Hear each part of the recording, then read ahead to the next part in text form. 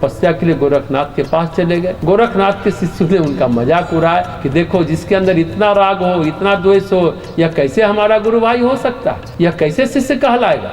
शिष्यों ने कहा कि इनका वैराग कच्चा है। गुरु गोरखनाथ ने भी कहा कि भर्तृहरि तुम्हारा वैराग कच्चा है, इसको परिपक्व करो। कैसे परिपक्व करें महाराज? तो गोरखनाथ ने कहा, क्या तुम पिंगला को माता के रूप में कहकर भिक्षा ला सकते हो, उसके प्रति मातृभाव पैदा कर सकते हो? पिंगला तो अद्वितीय सौंदर्य की धनी है और तुम उसके प्रति आसक्त रहे हो। दरअसल गुरु गोरखनाथ उसकी इस आसक्ति की डोर को तोड़ना चाहते थे और उन्हें भेजा पिंगला के पास। और राजा विक्रमादित्य भी चाहते थे कि भर्तृहरि वापस आ जाए। अब भर्तृहरि की परीक्षा थी उन्हें पिंगला से भिक्षा लाने, और वह गए पिंगला के पास। सभी स्त्रियों ने पिंगला से कहा कि अपनी गलती को सुधारो, अपने स्वामी को अपने पास वापस ले आओ। राजा भर्तृहरि एक बार गए भिक्षा लेने। पिंगला के मन में भी पश्चाताप था। माया का जो आवरण था वह हट चुका था। हालांकि पिंगला के रूप और सौंदर्य को देखकर फिर से भर्तृहरि में श्रृंगार की भावना प्रबल हुई। भिक्षा तो लाए लेकिन माता नहीं कह पाए। फिर गोरखनाथ के शिष्यों ने उनका परिहास उड़ाया, ये अभी भी अपनी पत्नी का प्रेमी ही है। देखो देखो, पत्नी का प्रेमी आ गया।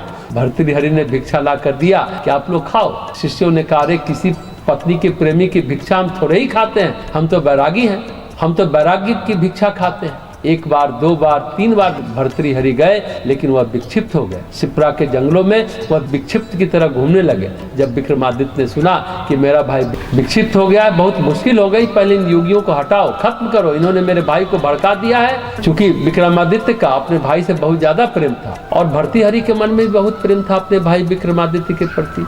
और विक्रमादित्य खुद ही परेशान रहते थे। वह भैरवनाथ से मिले, उस तांत्रिक से कहा कि यह क्या हो रहा है। उस तांत्रिक भैरवनाथ ने भी कहा, काल अपनी गति से चल रहा है, परेशान मत होइए। भर्तृहरि उच्च कोटि के महापुरुष हैं, उनके जन्म जन्मांतर के संस्कारों को काटा जा रहा है, पूर्व जन्म के संस्कार को हटाया जा रहा है। वह एक योग्य गुरु के संरक्षण में है, वहाँ से उनके संस्कारों को अच्छा किया जा रहा है। तब विक्रमादित्य ने अपने मन को संभाला और अपने सैनिकों से कहा, महाराज जिस भी स्थिति में है, विक्षिप्त है, पागल है, भटक रहे हैं, उनका हर हाल में संरक्षण किया जाए और यह ध्यान रखा जाए कि उनका तनिक सा भी अपमान न हो। अब गोरखनाथ जी को भी पता चला कि भर्तृहरि की अवस्था है, उनकी नारियां उनको तबाह कर रही है, नारियों में अवरोध आ गया है, दोष आ गया है।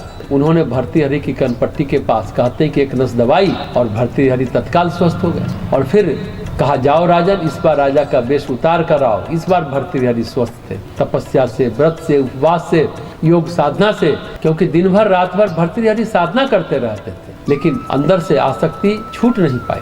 बहुत दिनों बाद गुरु की कृपा से भर्तृहरि स्वयं को स्वस्थ महसूस कर रहे थे और अब उनमें निर्मल वैराग्य पैदा हो चुका था।